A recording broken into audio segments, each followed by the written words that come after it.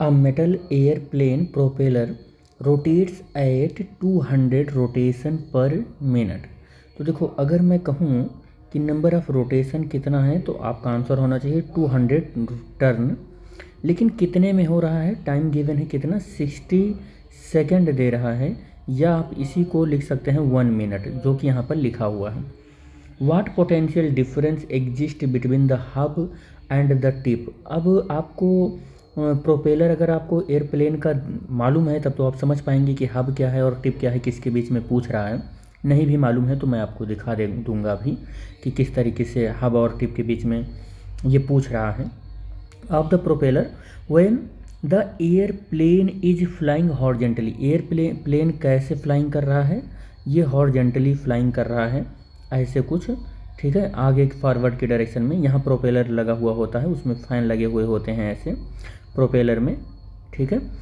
तो कह रहा है कि direction due to the north, और डायरेक्शन जो है इसके कह सकते हैं कि फ्लाइंग करने का वो कैसे है, ड्यू टू मैग्नेटिक नॉर्थ, ठीक है। तो ये हो गया हमारा नॉर्थ, ये हो गया साउथ, ये हो गया ईस्ट और ये हो गया वेस्ट, ठीक।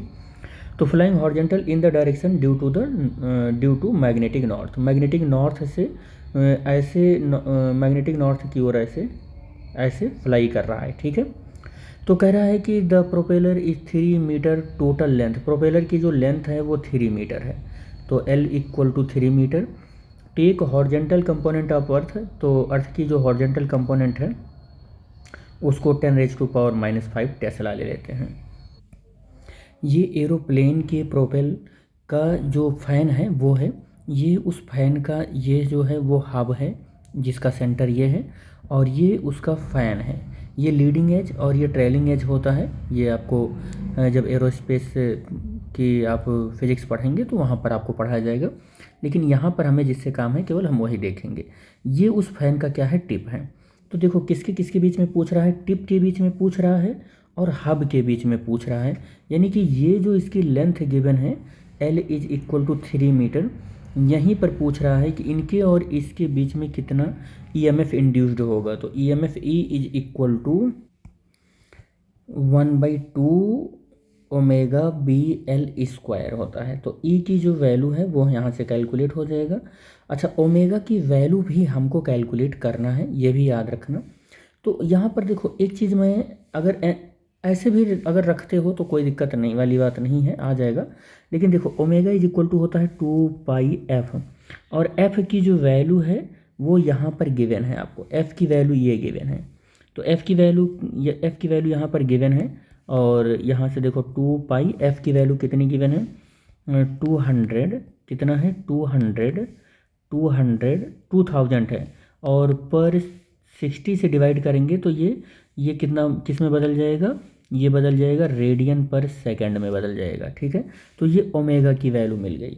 तो ओमेगा की वैल्यू हम रखेंगे 2π इंटू 2000/16, और b की जो वैल्यू है वो ये है 10⁻⁻⁻⁵, और l की जो वैल्यू है वो 3 मीटर है, ठीक है। और 3 मीटर का स्क्वायर है, 3 मीटर का क्या है, स्क्वायर है, केवल 3 का स्क्वायर करना। पूरा सॉल्व कर लो। अब देखो 2 से 2 कैंसिल हो जाएगा, यहाँ केवल पाई बचेगा, और 2000/60, और फिर क्या बचने वाला है 10⁻⁻5, 3 का स्क्वायर करोगे 9। इसको सॉल्व करोगे तो आ जाएगा 942.000, और ऐसे फिर आ जाए इतना ही हम लिखते हैं, चलो छोड़ो, और इंटू 10⁻⁻5। अब इसको आप लिखना चाहते हो तो 9.42 इंटू 10⁻⁻3 लिख सकते हो, और ये बोल्ट आपका ये आंसर आ जाएगा, या आप इसको 9.42 मिली बोल्ट भी लिख सकते हो, ठीक है।